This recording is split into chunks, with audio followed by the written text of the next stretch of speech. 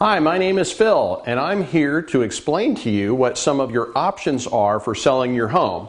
And we're going to call these your best worst options because, unfortunately, for most Americans right now, there aren't a lot of great options for selling homes. And the reason for that is because for most people, they don't have a lot of equity in their homes. So let's just pick a home and say we're starting with a home that has a value of, let's say, $150,000. Now, I understand your house may be worth a lot more, a lot less. It really doesn't make any difference at all. I'm just picking an average price house. If your house is more expensive or less expensive, you can scale the numbers up or down accordingly. And let's say that this person owes, $145,000.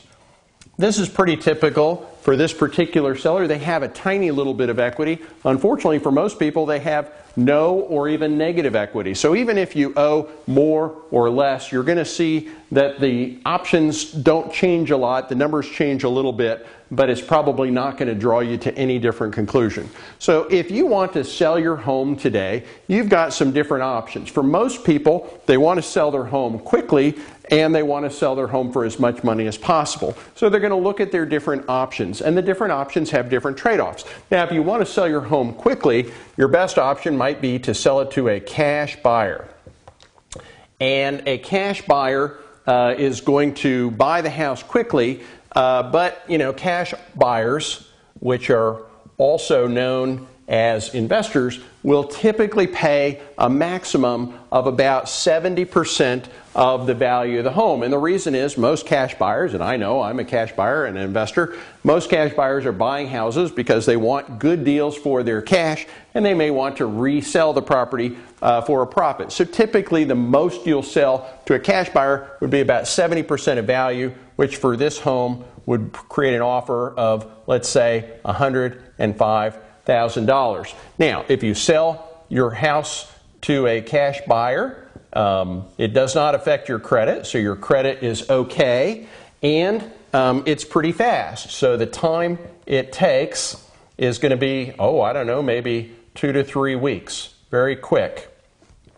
But the catch is when you sell to a cash buyer, you're going to have to bring money to the table because the property is only worth $150,000, your offer was only $105,000, so you're going to have to bring the difference to the table. You owe $145,000, you got an offer of $105,000, so you're going to have to bring $40,000 to closing. And if you're like most sellers, you probably don't have or don't want to bring $40,000 to the closing table because that's very, very painful. So your next option is to list the home with a realtor. Now, I'm not a realtor, but I work with lots of realtors. I can certainly refer realtors out. And when you list your house with a realtor, the good news is that on average, it's going to sell for, let's say, full value, $150,000. Okay? And it doesn't affect your credit to sell a home through a traditional listing. What's the catch? The catch is right now we have anywhere from 6 to 9 months of inventory in the market. That's the statistical length of time that on average it takes to sell a house, 6 to 9 months. And because the house is worth $150,000 and you got an offer for $150,000 and you owe $145,000, you're going to have to pay closing costs and real estate commissions, buyer concessions.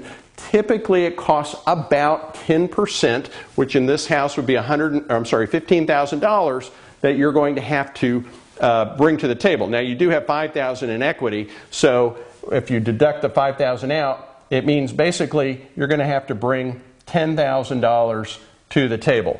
Now, that's better than $40,000, but it takes a lot longer, and it's still not a very good option. So for a lot of people at this point, they say, well, what else can I do? Well, you can do something called a short sale.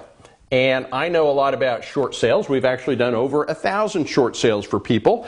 And on average, when you sell a house through a short sale, the average short sale that is approved sells for about 90% of the market value. Because short sale buyers are going through a little more hassle. They're looking for deals. So they might offer, let's say, $135,000 for this house. Now, the problem with a short sale is it affects your credit. Your credit goes bad if you do a short sale. In fact, today, because there's a limited number of buyers that can get loans, and because the banks are so backlogged with all the short sales they're doing, more than half of short sales actually end up in foreclosure. So you have a 50-50 chance of doing and getting a foreclosure. How long does it take? Well, it could take 6 to 9 to 12 months. We just finished one that took 17 months. And the good news, though, is you don't have to bring any money to the table. So that's how a short sale works. Well, what are your other options? Well, you could do a foreclosure, right? And some people just say, well, let me just give the property back to the bank. Well, if you're going to just give the property back to the lender, you know, there is no offer, so it doesn't really matter. But the real problem here is bad, you know, bad. In fact, we call, and how long does it take? It doesn't really matter. And do you have to bring any money to the table? No. But unfortunately, we call a foreclosure, we call it the atomic bomb of credit hits. It is the one that takes the longest and cuts the deepest. It's a 10-year nightmare that starts with the lender foreclosing on you, the sheriff coming to you in your home and dragging you and your property and everything you own out onto the curb in front of the neighbors. It's 10 years of fighting deficiency judgments, possible 1099s, possible deferred judgments against you, creditors calling day and night. You could even have your wages garnished because of the 1099 from the IRS. You might not be able to buy another home, buy a car, in some cases rent an apartment, or even get a job for up to a decade. So I would really strongly advise that a foreclosure is not a very good option. And unfortunately, if you look at all of these options, there aren't any great options here, but there is one more option that I want to bring up, and this is something called a mortgage payment assignment. And in a mortgage payment assignment sale, you assign your mortgage payment to a buyer. Now, typically, because you're now selling the house with financing, typically a buyer will actually pay a premium. These houses sell faster and they sell for a premium amount of money. So the buyer is going to agree to take over the payments on your property. So they're going to buy it for the $145,000 loan. Because the payments continue to get made, your credit is okay. The time it takes is typically 2 to 3 weeks. In fact, we have literally thousands of these buyers waiting anxiously to find homes that are available with financing, because right now there's literally millions and millions, in fact over 80 million people that no longer can get traditional financing because of the current underwriting standards. And when you sell with a mortgage payment assignment, you don't have to bring any money to the table. In fact, if you have equity, you might even make some money on this deal. So when you take a look at your different options, what do we see here? Well, your big problem selling it with cash is you've got to bring a lot of money to the table. In fact, if you list it, you also have to bring money to the table, and it's going to take a very, very long time. If you do a short sale, the big problem is it takes a long time and it hurts your credit. In fact, a short sale has about a 50-50 chance or greater of being a foreclosure, and a foreclosure is the worst option of all because it is the atomic bomb of credit scores. But But on the other hand, if you do a mortgage payment assignment, what's the deal?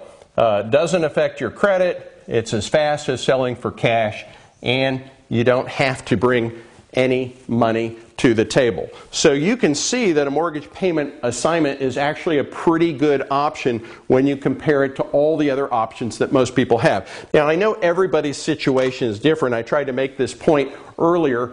Even if you have no equity, even if you owe more than it's worth, let's say you owe $155 instead of $150, or even owe $165, $170, it doesn't really matter. The numbers are going to change a little bit. If you owed $155, now you'd have to bring $50,000 to the table here. You'd have to bring $20,000 to the table here. But still down here, even though they're going to pay a little bit more for the house, and homes sold with financing will always sell faster and for a premium amount of money, all of the rest of the numbers stay the same. So whether you've got equity, no equity, or even negative equity, a mortgage payment assignment for many people, in fact for the majority of sellers these days, is their best of the worst different options that they have. So I hope you enjoyed that. If you'd like to find out more information about these different options, please explore the website. We've got a lot of information, questions and answers, and different kinds of resources available that fully explain these options in greater detail than I've had to go through, time to go through on this video here.